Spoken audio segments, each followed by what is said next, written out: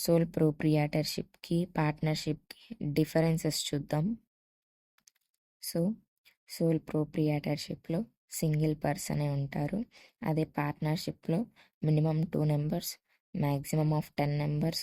ఒకవేళ అది banking side కానీ ఇంకేదైనా సైడ్ కానీ వెళ్తే మ్యాక్సిమం 20 మెంబర్స్ ఉంటారు.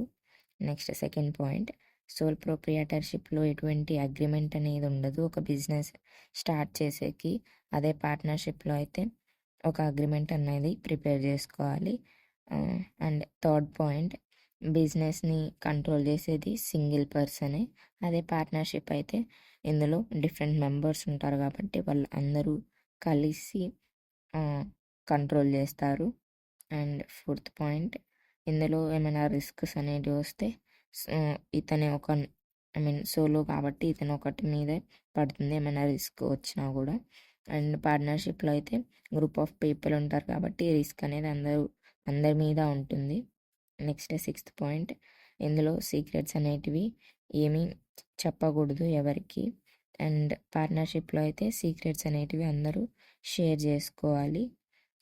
నెక్స్ట్, ఇన్వెస్ట్ చేసే అమౌంట్ అనేది ఇందులో తక్కువ. అదే పార్ట్నర్షిప్లోకి వస్తే ఇందులో ఇన్వెస్ట్మెంట్ అనేది ఎక్కువ. నెక్స్ట్ సెవెంత్ పాయింట్, వెంటనే డిసిషన్స్ అనేటివి తీసుకోవచ్చు. అదే పార్ట్నర్షిప్లో అయితే డిలే అవుతుంది, ఎందుకంటే ఆ డెసిషన్ అనేది అందరికీ నచ్చాలి కాబట్టి. Next eighth point, profits and losses అనే అతను ఓనర్ సింగిల్ పర్సన్ మాత్రమే బేర్ చేయాల్సి ఉంటుంది. అదే పార్ట్నర్షిప్లో అయితే అందరి మీద పడుతుంది, ప్రాఫిట్ వచ్చిన లాస్ వచ్చిన. అండ్ నెక్స్ట్ నైన్త్ వన్, ఒకవేళ బిజినెస్ ఓనర్ అనే అతను చనిపోతే దీన్ని రన్ చేయడం ఇంపాసిబుల్. అదే పార్ట్నర్షిప్లో అయితే కొన్ని ఛాన్సెస్ ఉన్నాయి రన్ చేసేకి. ఒక పర్సన్ లేకపోయినా రిమైనింగ్ వాళ్ళు ఉంటారు కాబట్టి ఛాన్సెస్ అనేటివి ఉండొచ్చు రన్ చేసేకి. And our next topic is joint stock company. ఇది థర్డ్ వన్ మన టైప్స్ ఆఫ్ ఓనర్షిప్లో. ఇందులో ఏమేమి టాపిక్స్ ఉన్నాయంటే types of joint stock companies, private, public, దాని గురించి ఇన్ఫర్మేషన్ ఉంది. అండ్ అగైన్ ప్రైవేట్ పబ్లిక్ కంపెనీకి డిఫరెన్సెస్ ఉంది. అండ్ మనీ విషయంలో వీళ్ళకి ఎటువంటి ఇష్యూస్ అనేటివి రైజ్ అవుతాయని ఒక టాపిక్.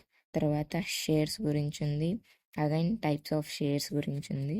నెక్స్ట్ డెబెంచర్స్ ఉంది, అండ్ ఈ షేర్కి డెబెంచర్స్కి డిఫరెన్స్ ఉంది. తర్వాత అడ్వాంటేజెస్, డిసడ్వాంటేజెస్. ఆ తర్వాత లాస్ట్లో పార్ట్నర్షిప్కి జాయింట్ స్టాక్ కంపెనీకి డిఫరెన్సెస్ ఉంది. ఇవన్నీ చెప్పుకుంటే మనకి జాయింట్ స్టాక్ కంపెనీస్ కంప్లీట్ అవుతుంది.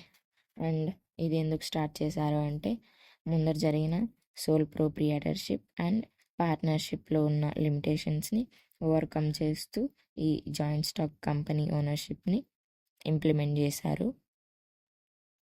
ఈ జాయింట్ స్టాక్ కంపెనీలో గ్రూప్ ఆఫ్ షేర్ హోల్డర్స్ అనేవాళ్ళు జాయిన్ అయ్యి ఒక కంపెనీని అయితే స్టార్ట్ చేస్తారు.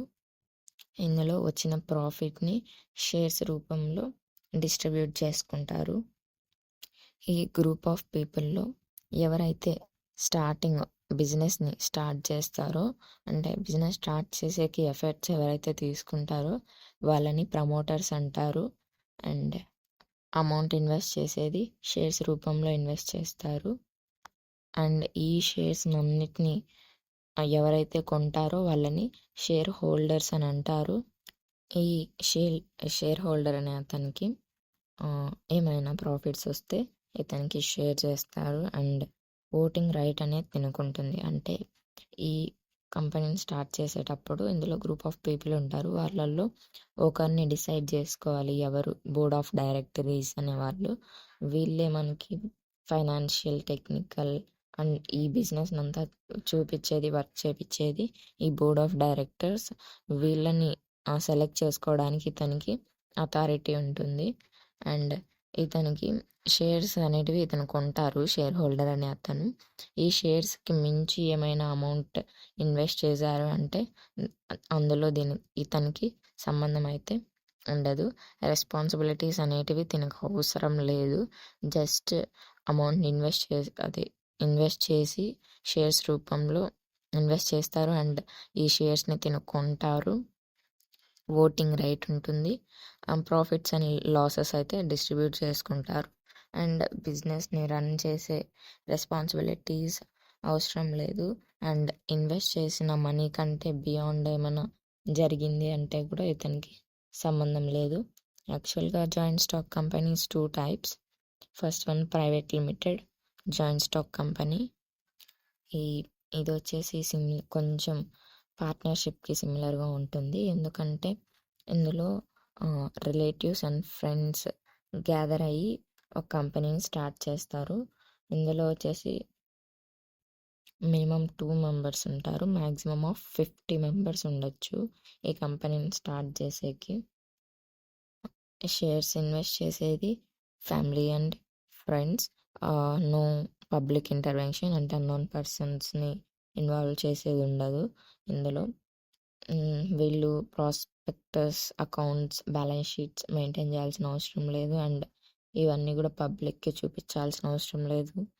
గవర్నమెంట్ కంట్రోల్ అస్సలే అవసరం లేదు.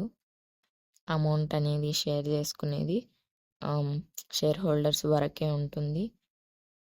పబ్లిక్కి కానీ గవర్నమెంట్ కానీ ఇవంతా అగ్రిమెంట్స్ కానీ ఇవంతా ఏముండవు.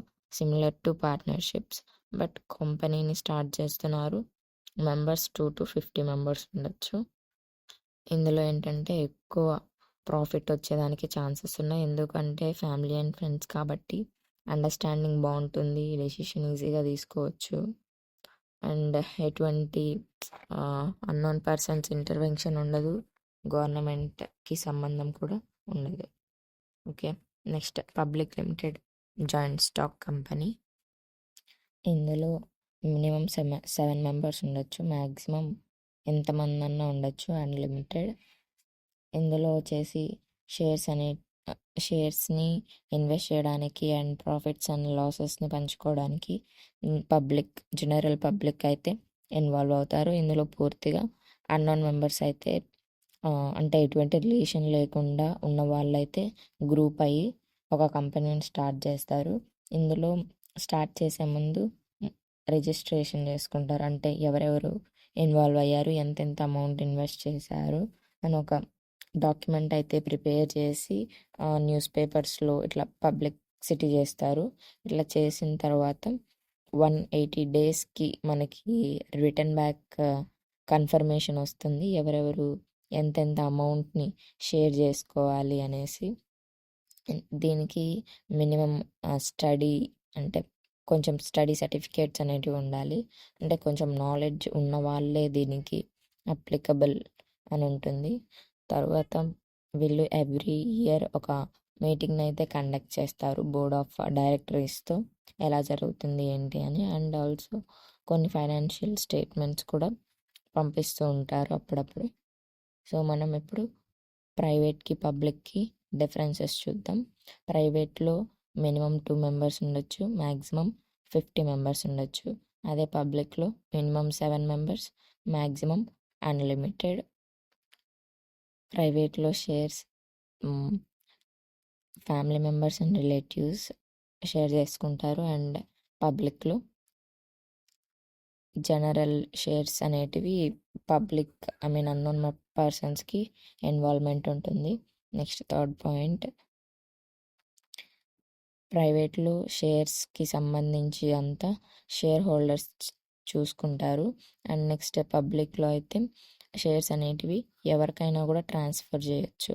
నెక్స్ట్ ఫోర్త్ పాయింట్, ప్రైవేట్లో board of directories minimum 2 members ఉండొచ్చు. అదే పబ్లిక్లో అయితే బోర్డ్ ఆఫ్ డైరెక్టరీస్ 3 మెంబర్స్ ఉండాలి. నెక్స్ట్ ఫిఫ్త్ పాయింట్, ప్రైవేట్లో బిజినెస్ సీక్రెట్స్ అనేటివి మెయింటైన్ చేయొచ్చు. అదే పబ్లిక్లో అయితే బిజినెస్ గురించి ఎటువంటి సీక్రెట్స్ అనేటివి కూడా మెయింటైన్ చేయకూడదు.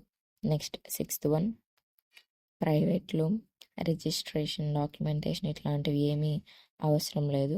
అదే పబ్లిక్లో అయితే ఖచ్చితంగా ఒక సర్టిఫికేట్ ఇచ్చిన తర్వాతనే వీళ్ళు బిజినెస్ స్టార్ట్ చేయాలి.